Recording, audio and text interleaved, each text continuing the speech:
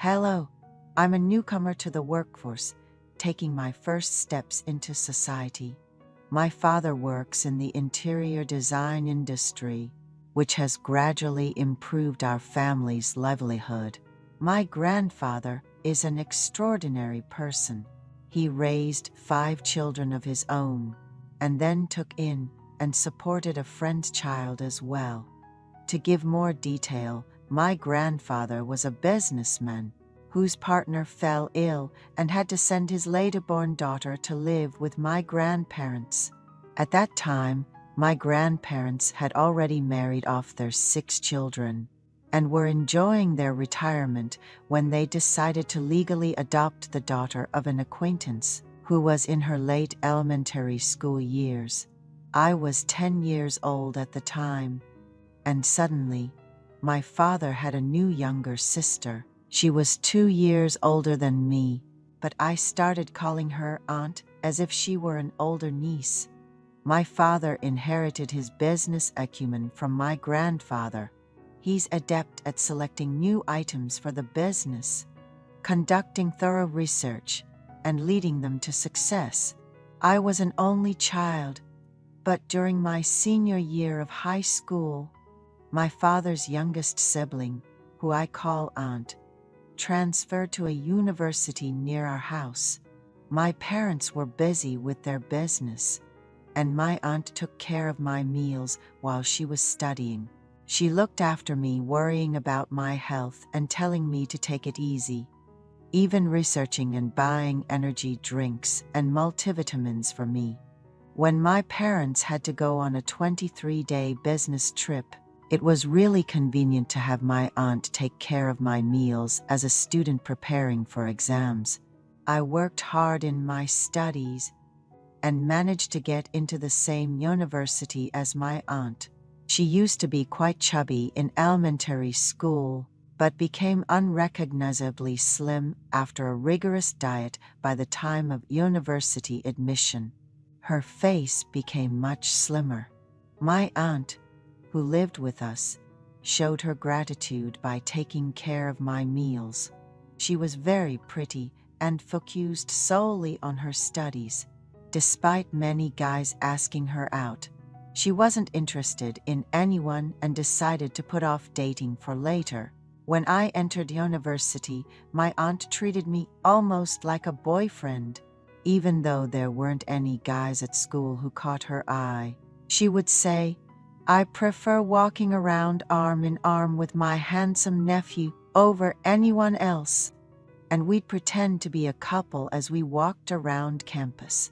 Sometimes we'd meet up in the cafeteria for meals, and if any annoying guys showed up, she'd signal for me to deal with them.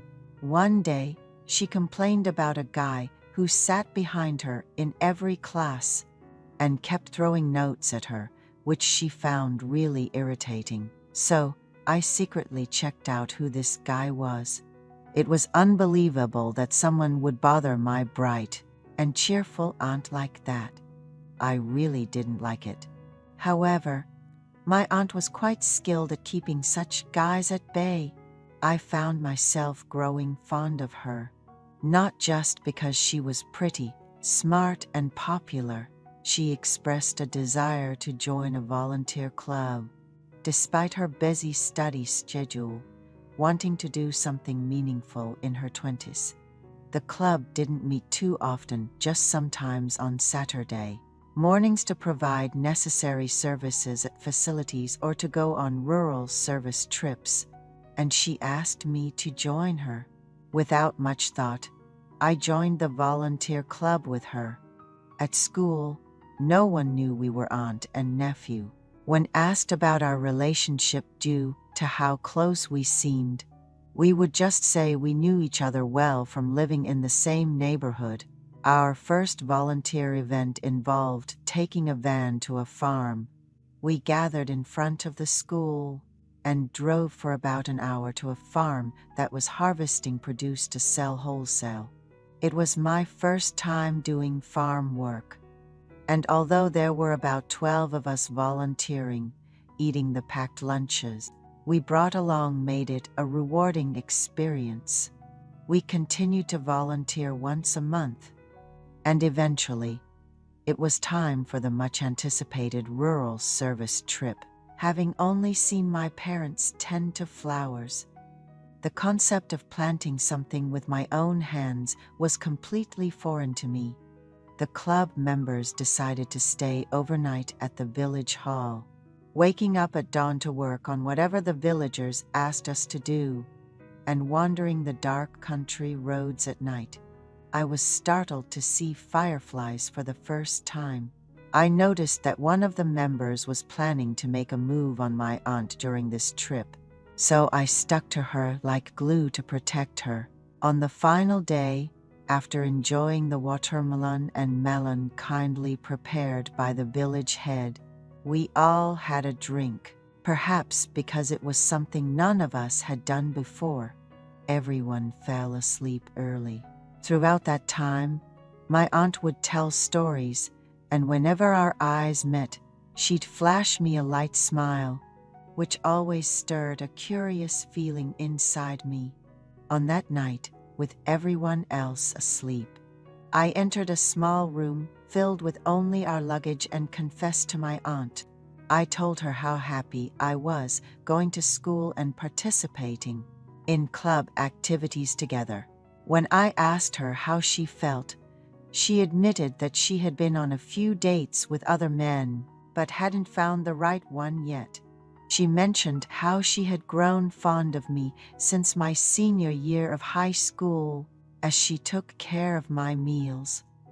And now that I was becoming a mature man, she thought of me often.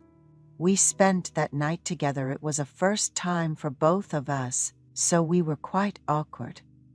We slept with the window slightly open, and the dawn air was cool.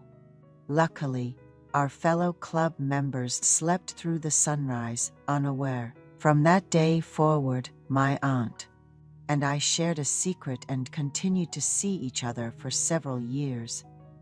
My aunt eventually met a boyfriend at work and has been dating him for a while. And I have a girlfriend. Last year, my aunt got married and is now planning to start a family.